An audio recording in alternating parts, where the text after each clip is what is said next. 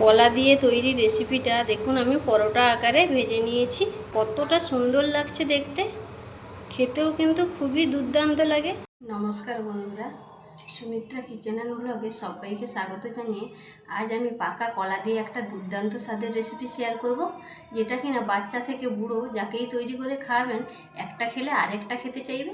তো চলুন আমি কি করে রেসিপিটা তৈরি করি আপনারা প্রথম থেকে শেষ পর্যন্ত দেখতে থাকুন। রেসিপিটা তৈরি করার জন্য আমি এখানে 3টে কলা নিয়েছি। এই কলাগুলোকে এখন খোসা ছাড়িয়ে নেব।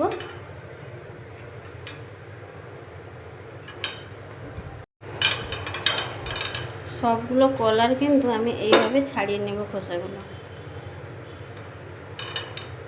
কলাগুলোর তো খোসা ছাড়িয়ে নিয়েছি, এখন কলাগুলো এরকম পিস পিস করে কেটে নেব।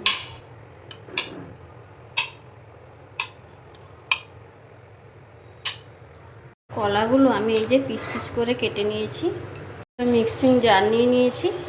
এই মিক্সিং জারের মধ্যে কলার টুকরোগুলো দিয়ে দেব। মিক্সিং জারের মধ্যে আমি কলার টুকরোগুলো ভরে নিয়েছি।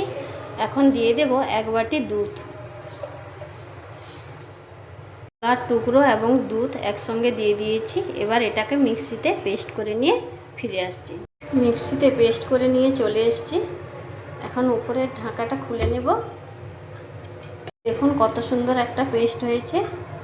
এই পেস্ট নিয়ে একটা গামলার মধ্যে ঢেলে নিচ্ছি। এই গামলার মধ্যে আমি দিয়ে দেব 1 বাটি আটা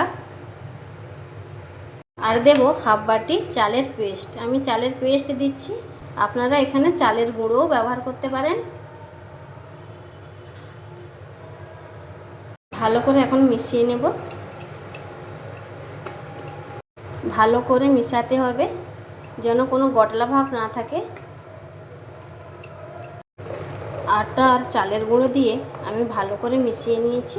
এখন এর মধ্যে দিয়ে দেব এরকম ছোটো চামচে 3 চামচ মতো চিনি।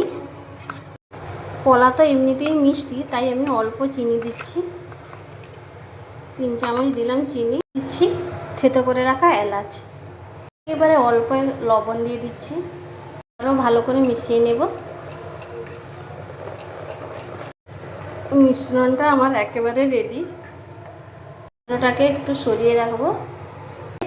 তেল দিয়ে দিলাম। আমি ব্যাটার দিয়ে দেব।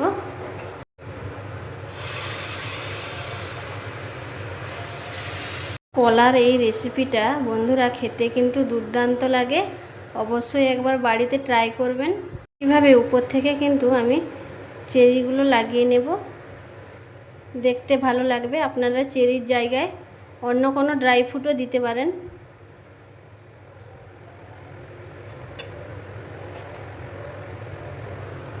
এক পাশ হয়ে গেছে, এখন উল্টে দেব। একটু তেল দিয়ে দেব।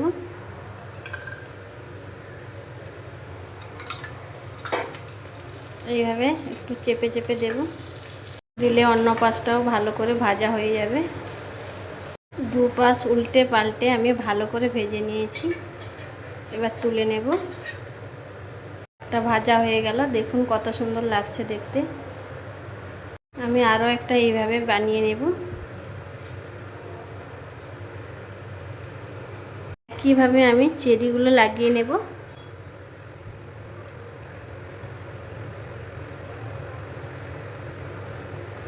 ঢাকনাটা দিয়ে দিচ্ছি। ঢাকনাটা খুলে নিয়েছি। এখন আমি আস্তে আস্তে করে উল্টে দেব। উল্টে দিয়েছি, আবারও আমি একটু তেল ছড়িয়ে দেব। এইভাবে আস্তে আস্তে চেপে চেপে দেব, দিলে অন্য পাশটাও ভালো করে ভাজা হয়ে যাবে। কলা দিয়ে তৈরি রেসিপিটা খেতে এতই দুর্দান্ত লাগে, বাচ্চা থেকে বুড়ো যাকেই তৈরি করে খাওয়াবেন একটা খেলে আরেকটা খেতে চাইবে। এতটাই টেস্টি হয় বন্ধুরা, অবশ্যই একবার বাড়িতে ট্রাই করবেন।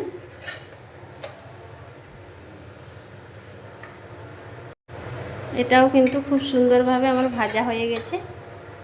এইভাবে আমি বাকি সবগুলো ভেজে নেব। দেখুন বন্ধুরা, সবগুলো কিন্তু আমি ভেজে নিয়েছি, প্লেটে সাজিয়ে নিয়েছি। কলা দিয়ে তৈরি রেসিপিটা কত সুন্দর হয়েছে দেখুন বন্ধুরা।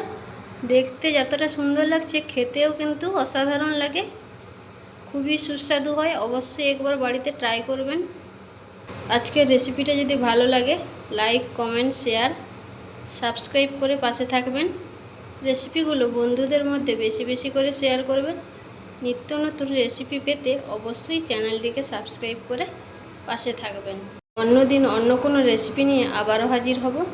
সবাই সুস্থ থাকুন, ভালো থাকুন।